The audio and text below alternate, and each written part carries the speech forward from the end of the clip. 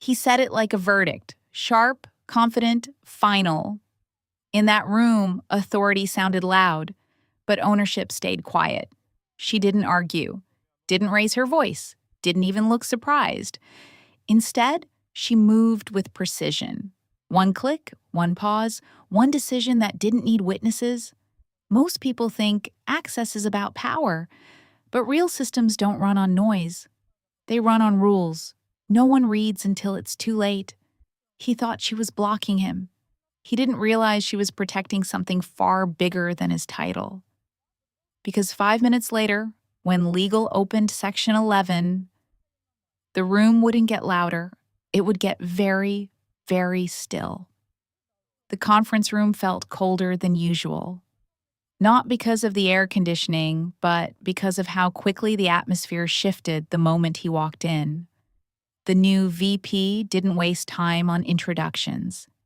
He didn't scan the room, didn't acknowledge the team that had been running the system long before his arrival. He moved straight to the head of the table, dropped his tablet down with a soft, deliberate tap, the kind designed to signal control, and looked directly at her. "You don't understand the system," he said, evenly, almost casually. "Hand over access." It wasn't a question. It wasn't even a discussion. It was a verdict, delivered as if the outcome had already been decided somewhere far above this room. A few people shifted in their seats. Someone glanced at their laptop, pretending to check something urgent. Another lowered their eyes, the universal gesture of, "This isn't my fight." She didn't move. Her screen was still open, a complex architecture map, nodes and permissions layered like a living organism. The system wasn't just infrastructure. It was history, decisions, safeguards. Every line built around one principle. Access wasn't given. It was justified. She lifted her eyes slowly, meeting his. "Access to what exactly?" she asked, her tone calm, almost neutral. No resistance, no edge, just clarity. He smiled, thin, controlled. "Full administrative," he replied. "I need visibility, immediate." There it was. Not visibility, control. Around the table, the silence deepened, because everyone in that room understood what full administrative meant. It wasn't oversight. It was the ability to rewrite, override, erase, without friction. She studied him for a second longer than necessary. Not to challenge, to confirm. Then, she nodded once, as if acknowledging a request that had already passed through some internal filter. Understood. And just like that, the tension seemed to ease, at least on the surface. A few shoulders relaxed, someone exhaled quietly. It looked like compliance, but systems don't operate on appearances. Her hand moved to the keyboard, not rushed, not hesitant, precise, one command, a pause, another confirmation. Then she closed the session. Not minimized, not locked, closed. The screen went dark for a brief second before returning to the login interface. Clean, neutral, inaccessible. The VP's expression didn't change immediately, but something subtle shifted. The kind of microsecond recalibration people make when reality doesn't match expectation. "What was that?" he asked. She leaned back slightly, folding her hands, not defensively, but with the quiet composure of someone who had already finished her part. "Session terminated," she said. "Per protocol." The word hung in the air longer than it should have. Protocol. In most rooms, it's just a formality, a checkbox, a word people use when they want to sound structured. But here, in this system, protocol wasn't decoration. It was architecture. He tapped the table once, sharper this time. "I didn't ask for protocol," he said. "I asked for access." There it was again. Volume trying to substitute for authority. She didn't interrupt, didn't correct him, just watched, the same way you observe a process running its course. Access requests, she said calmly, are reviewed under Access Rights Section 11. A few heads lifted. Not dramatically, just enough. Because that clause, Section 11, wasn't something people mentioned lightly. It didn't block access. It defined it. The VP's smile returned, but thinner now, less certain. Then review it, he replied.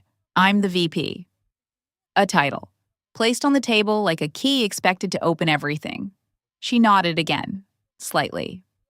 Of course. No argument, no escalation. Just agreement. The kind that feels right until you realize you don't know what you just agreed to. She turned back to her laptop, reopened a restricted panel, and initiated a request. Not approval, a request. Somewhere in the system, a log was created, time-stamped, routed, locked into a process that didn't care about titles, urgency, or tone, only criteria. The room went quiet again, but this time it wasn't avoidance.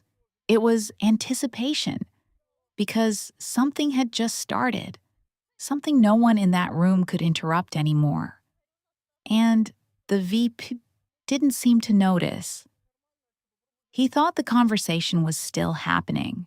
He didn't realize the system had already taken over, and systems don't negotiate, they respond.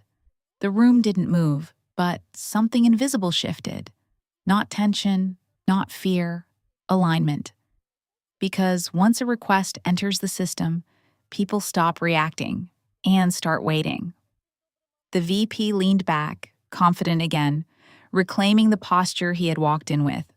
To him, this was procedural delay, a formality that would eventually bend under hierarchy. He checked his watch. Let's not overcomplicate this, he said, voice steady, measured. We're losing time. Time, a word executives like to use when they believe speed is leverage. She didn't look at him this time. Her focus stayed on the screen, not because she was avoiding him, but because something far more precise was unfolding. A notification blinked, request logged, access level, full administrative. Initiator, VP, then routing. Legal review triggered. The system didn't rush. It never did. Every layer activated exactly as designed, like a sequence that had run 1,000 times before. Unseen, unchallenged, unquestioned. Until now. Across the table, someone subtly adjusted their posture. Another closed a laptop halfway, no longer pretending to work. The air had that quiet density that only appears when everyone senses the same thing, but no one says it out loud. This wasn't delay. This was verification. The VP exhaled, sharper this time. I don't need legal to log into my own department, he said. Override it. There it was. The word that always comes too early. Override. He said it like it existed outside the system, like it was a switch someone could flip if they were confident enough. She finally looked at him again. No, she said. Not defensive, not confrontational, just final. A single syllable, delivered without emphasis. And somehow, that made it heavier. He blinked once, not out of confusion, but recalibration again. The kind that happens when resistance doesn't behave the way it's supposed to. You're blocking operational authority, he said, voice tightening just slightly. That has consequences. Around the table, the word consequences echoed silently, but not in the way he intended, because consequences in this system weren't loud. They weren't immediate. They were documented. She tilted her head a fraction, not challenging, not dismissing, clarifying. Authority, she said, is defined, not assumed. Another pause, another shift in the room. Somewhere, deep in the system, the request had reached its next checkpoint. Legal node active, counsel review in progress. No one in the room saw it happen, but she did. A second notification appeared, subtle, almost easy to miss if you weren't watching for it. Review opened, timestamp. Section referenced, section 11, access rights. The VP tapped his fingers against the table, rhythm faster now, not impatience, pressure. The kind people apply when they expect reality to adjust. 5 minutes, he said. That's all I'm giving this. 5 minutes. He thought it was a deadline. He didn't realize it was a countdown he wasn't controlling, because systems don't respond to pressure. They respond to structure. And structure had already been triggered. She closed the panel quietly, not the request. That was still active, still moving, still being processed somewhere beyond this room, but her part? Finished. You'll have your answer, she said. No reassurance, no softening, just a statement. Across the table, the silence changed again. This time, it wasn't anticipation. It was recognition. Because the people who had been there long enough, the ones who understood how this system actually worked, knew something the VP didn't. Once Section 11 is invoked, it doesn't escalate. It resolves. And when it does, there's no discussion left, only outcome. The VP leaned forward slightly, about to speak again, but stopped because her screen lit up. Just one line, short, precise, irreversible. She didn't react immediately, didn't read it out loud, didn't look around, just let it sit there for half a second longer than necessary, long enough for the weight of it to exist. Then she looked up, and in that brief moment, something changed in her expression. Not satisfaction, not victory, certainty. He saw it.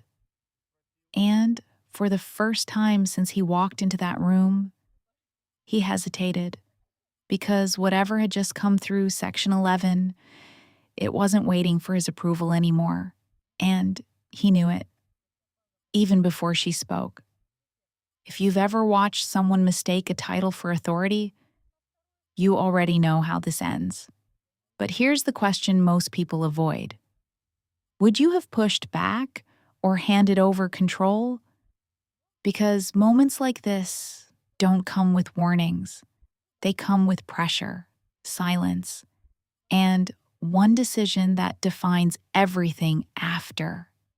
If this felt real, if you could feel the room, the tension, the shift, subscribe and stay close. The next story? It starts even quieter. She didn't rush it. That was the first thing everyone noticed, not the message itself, not the outcome, the pause. She let the screen stay open for a fraction longer, not as a performance, but as a boundary, as if even the result needed to settle into the room before becoming real. Then she turned the laptop slightly, not toward the VP, toward the table, toward everyone, because this wasn't about him anymore. It was about the system. On the screen, one line, access request, denied authority validation, failed, Section 11, no color, no emphasis, no explanation, just structure. The VP leaned forward, eyes narrowing just enough to signal resistance without fully committing to it. That's incorrect, he said immediately. Not surprised, not questioning, correcting. As if the system had simply made an error, one that could be fixed with the right tone.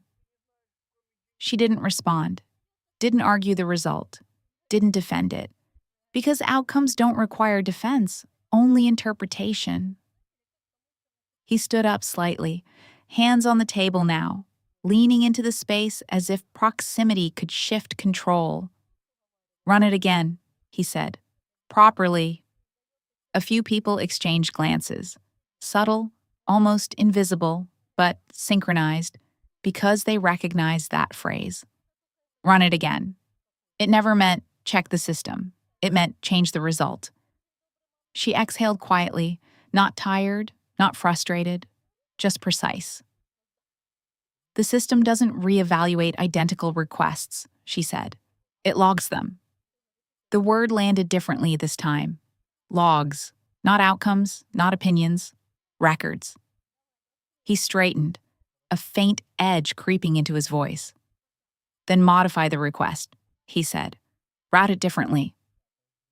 There it was again, not understanding the structure, but trying to maneuver around it. She shook her head slightly. Routing is predefined, she replied. Section 11 handles access authority. There's no alternate path. Silence. Not the heavy kind from before, sharper, more focused, because now it was clear. This wasn't friction. It was a boundary, and boundaries don't negotiate. The VP looked around the room for the first time, not as a leader scanning his team, but as someone recalculating position. No one moved, no one spoke, no one validated him, because validation in that moment would have required contradicting the system. And no one in that room was willing to do that, not anymore. He looked back at her. So what exactly are you saying? He asked. Finally, a question, not a command. She met his gaze, steady, unchanged. I'm saying, she replied, that authority isn't granted by role inside the system. A pause. Then calmly. It's granted by contract. Something shifted again. Not visibly, but deeply, because now, for the first time, the conversation had left the room.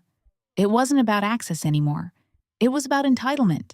And entitlement doesn't survive documentation. He let out a short breath, almost a laugh, but without humor. I am the VP, he said again, softer this time, less like a declaration, more like a reminder to himself. She nodded. I know. No sarcasm, no dismissal, just acknowledgement. Then, and Section 11 knows that too. The sentence didn't land loudly. It didn't need to, because everyone in that room understood what it meant. The system had evaluated him, not his title, him. Against criteria he hadn't seen, against permissions he didn't define, against rules he didn't write. And the result was already recorded. His eyes moved back to the screen, that single line, unchanged, unmovable. For a moment, it looked like he might say something else. Escalate, push harder, reassert control. But then, he didn't, because something fundamental had just become clear. Not loudly, not dramatically, but precisely. This wasn't a system he could override. It was a system that had already assessed him and moved on. She reached forward and closed the laptop, not abruptly, not with finality, just completed. The meeting, technically, wasn't over. No one had dismissed it. No one had summarized next steps, but the core of it, the only thing that mattered, had already concluded. And everyone in that room knew it. Even him. Especially him. Because silence this time wasn't confusion. It was acceptance. Silence didn't break. It settled. Not awkward, not uncertain. Structured. The kind of silence that appears when there's nothing left to negotiate. Only consequences waiting to be acknowledged. He didn't sit down. That was the second thing everyone noticed. Most people at that point would have recalibrated physically, stepped back, softened posture, re-entered the room as a participant instead of a force. He didn't. He stayed where he was, hands still near the table, gaze fixed, not on her now, but somewhere slightly past her, as if trying to locate an angle that no longer existed. Because angles require movement, and the system had already fixed the position. Who reviewed it? He asked. Not loudly, not sharply, precisely. There it was, the shift from control to traceability. She didn't reopen the laptop, didn't need to. Counsel, she said. One word. But in this context, it carried weight far beyond its size, because counsel wasn't a person in that moment. It was a function, an endpoint, a layer that didn't interpret, only applied. He nodded slowly, almost imperceptibly. Processing. Not the denial. That part was clear. The implication. Escalation path? He asked. Now it was fully procedural, clean, measured. He was no longer trying to override the system. He was trying to map it. She watched him for a brief second, not evaluating, not judging, confirming. There isn't one under Section 11, she replied. Another pause. Longer this time. Because that answer did something subtle but irreversible. It removed the illusion of hierarchy inside the process. No escalation. No bypass. No second layer waiting above. Just definition.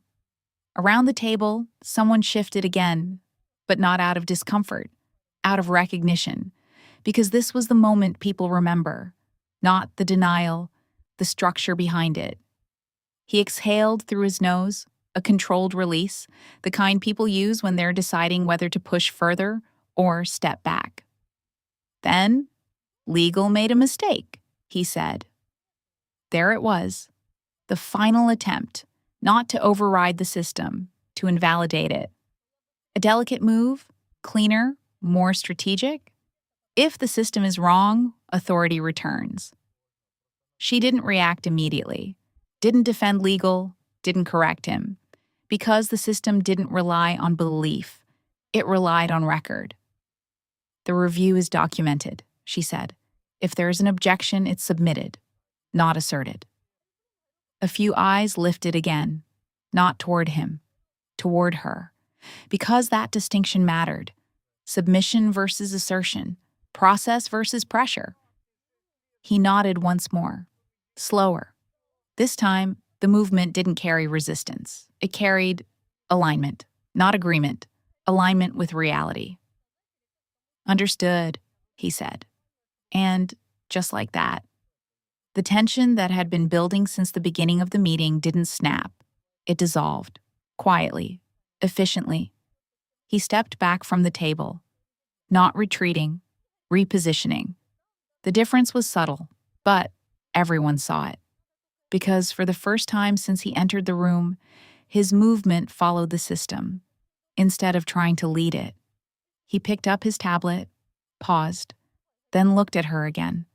Not with authority, not with challenge, with something closer to calculation. You designed this flow, he asked. A new question, different intent. She held his gaze. Yes. No elaboration, no expansion, just fact.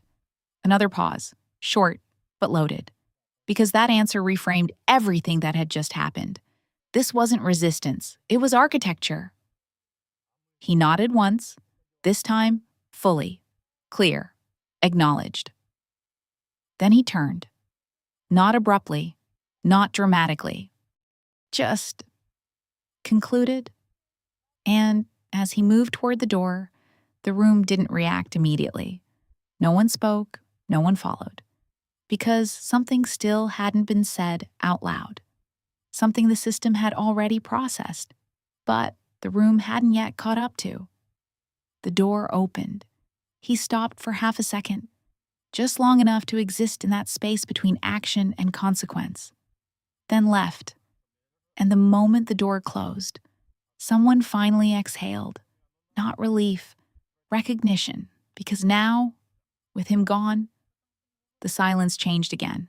Not structured, not tense, clear, but on the table, invisible but present, the request still existed. Logged, stamped, reviewed, denied, and more importantly, flagged.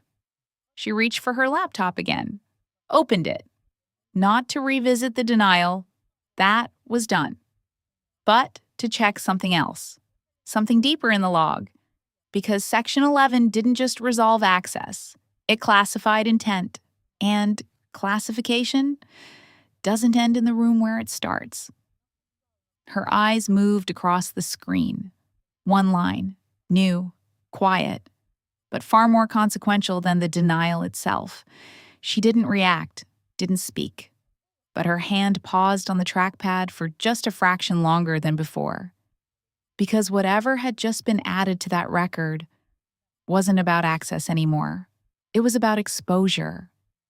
And somewhere outside this room, someone else was about to read it. The room didn't empty right away. No one rushed for the door. No one checked their phone. No one tried to break the silence with small talk that didn't belong there, because everyone felt it. The shift hadn't ended with his exit. It had just moved. She remained seated for a moment longer, eyes still on the screen, not frozen, focused, as if the most important part of the process had only just begun. The others watched without looking like they were watching.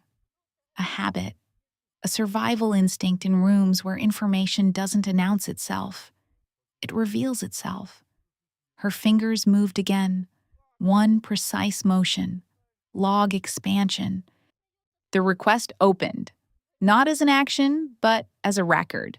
Timestamp, initiator, access level, and then, below it, classification, elevated risk flag, authority misalignment, section 11.3, no color, no alert.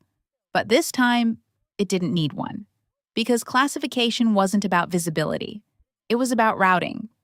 A second line appeared, quieter, almost invisible unless you knew where to look. Forwarding node, executive oversight.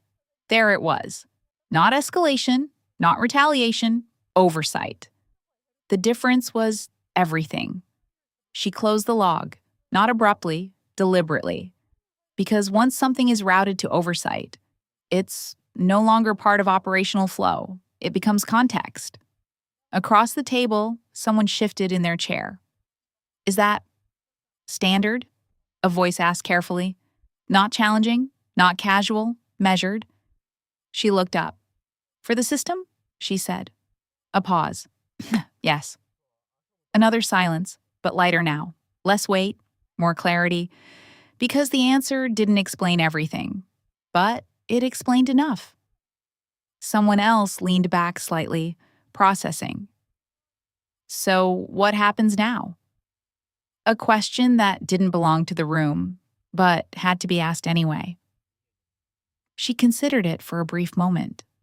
Not because she didn't know, because she knew exactly how much of it belonged here. The system continues, she said. Simple, accurate, incomplete, and that was intentional. Because what happens next doesn't happen in meetings. It happens in review cycles, in reports, in conversations that don't include the people who triggered them. Her laptop dimmed slightly as the system idled, but somewhere else, it didn't. Somewhere else, the same log was now open on a different screen, different room, different level, no tension, no raised voices, just quiet evaluation, the kind that doesn't ask what happened, but why it happened at all. Back in the conference room, chairs began to move, softly. People stood, gathered their things, avoided eye contact not out of discomfort, but out of respect for what had just occurred. Because this wasn't a conflict, it was a correction. And corrections don't need commentary. They need distance. She was the last to stand, closed the laptop, picked it up, paused for just a second. Not to think, to confirm. Everything was where it needed to be. Logged, routed, complete. As she walked toward the door, the room no longer felt cold. It felt neutral, balanced again, like a system returning to baseline after a spike.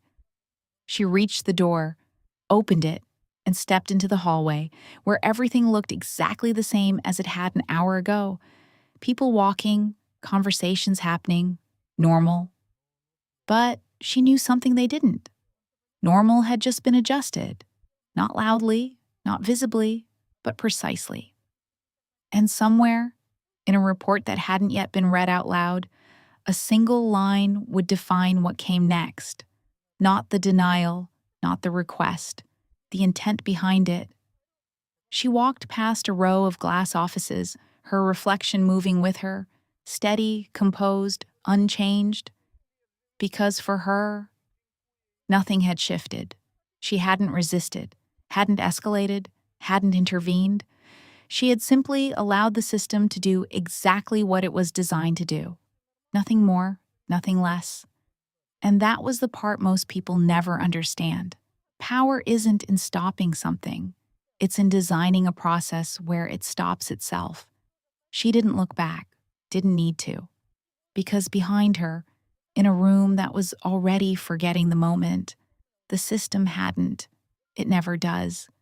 And somewhere ahead, before the next meeting, before the next request, before the next assumption of authority, that record would surface again, quietly, precisely, at exactly the moment it mattered, not as a warning, as a fact, and facts don't need volume, they just need timing.